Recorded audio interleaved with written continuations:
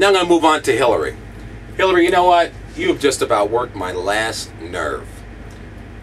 Bill, you've just about worked my last nerve. As I've said in other commentaries I've made on this tape, I was a very big Clinton supporter. Wrote him a letter when he first ran, got a page and a half letter back from him. So proud, so happy. Went to visit your place there on 125th Street. Actually took the information out because I wanted to send a resume to work for you.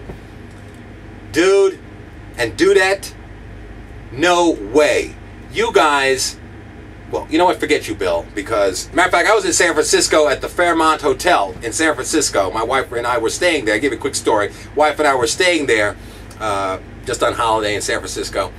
And you were speaking for one of your foundations down by the Tonga room. I didn't even know you were there. And I saw it there. I tried to give that guy $100 just so I could see you speak and maybe shake your hand or something. And I'm telling you, I was a main supporter of you. I'm so disappointed in you. It's pathetic. You know. Now, that's you, Bill. Hillary, I'm disgusted with you.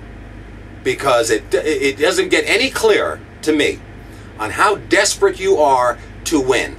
You were double-digit ahead in Pennsylvania. Obama obviously raised 3 times the money you did. Wonder why that is. He's raising 3 times the money that you are. Maybe people believe in him more. Or speak more truth, or is more... people feel him to be more truthful and honest and concerned because he's saying harsh things, hard truths, I should say, that people have to recognize and accept and deal with. And what do, Hillary, again, with your kitchen sink tactics? You hear about this stuff that this useless blogger has nothing else to do, puts down to create controversy, whatever, and you jump on it, and oh yes, and your tone of voice was so, I mean, were you reading a story to somebody? You sounded like a teacher reading, you know, The Cat in the Hat to children. Or, I've been around Pennsylvania, I've just heard my opponent in the media, like this is some flash to you. I just heard my opponent in the media said that people in Pennsylvania are bitter. Well, that's not what I saw. People are rolling up their sleeves. People are pulling up their boots, and they're digging in, and they see a brighter future. Well, you know what, Hillary? That was so political BS. Because if you're listening to your people, then you will hear the anger in them. And then, as a matter of fact, I think in another speech, you said that you're angry. So what is the difference? If you're angry, regular people can be angry, because certainly they didn't make, what was it, $100 million in 7 years? You know, so if you're angry, why can't they be angry? And why do you attack Obama? You jumped on it because you're desperate. You're desperate for votes. You're desperate to get Pennsylvania. You're desperate for the presidency. And I don't want a desperate person in the White House. I don't want a person that will do anything and say anything to me just to get my vote, because you know what? That's why I want Obama in the White House, because he's going to speak to me truthfully.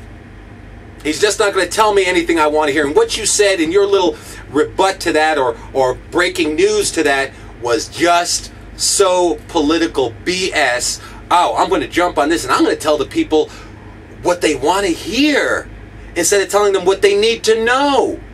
You're going to, everything, I saw people roll. Yeah, they're rolling up their sleeves, and we vote jokers like you in, and you do nothing for us. Nothing. You know, that's why you're going to lose. I'm going to tell you right now, you're going to lose. Because people, regular people like me, busting their hump every day to make a buck, take care of our kids, get some kind of future, get college, whatever. I got no insurance, and I'm waiting for one of you guys to get in there to try and get insurance for us. Okay? But I'm not voting for you. Because you, again, throwing your kitchen sink stuff out there, and you're just too divisive. And I cannot trust anyone that is that divisive and that you just spin stuff to just make it sound good. And yeah, it sounded good, but you know what? I got a brain. You know, I got 142 IQ, okay? I'm not a fool. Even though I'm blue collar, I'm not stupid. And it was clear to me that your comments were just, can I say it? Is this on cable? Bullshit! That's what they were. To try and pull me in to vote for you. You're wrong. And it's a disgrace, and I'm so disappointed that the Clintons that I thought were extremely good people, because of this campaign, instead of trying to run a good campaign, informative campaign, you've run a political campaign. And there's no change with you. There's no change in the Clinton campaign. The only change that I see is in the Obama campaign. There's no change in the McCain campaign. There was no change in all the others' campaign, because they all talk political crap. Trying to drag down each other, this and that, and you know, just fighting with each other. You've done wrong, Hillary, and I will never support you or your husband again. And I'm sorry to have to say that, because I like Doug, your husband. I thought he was a good man, but I don't feel the same way.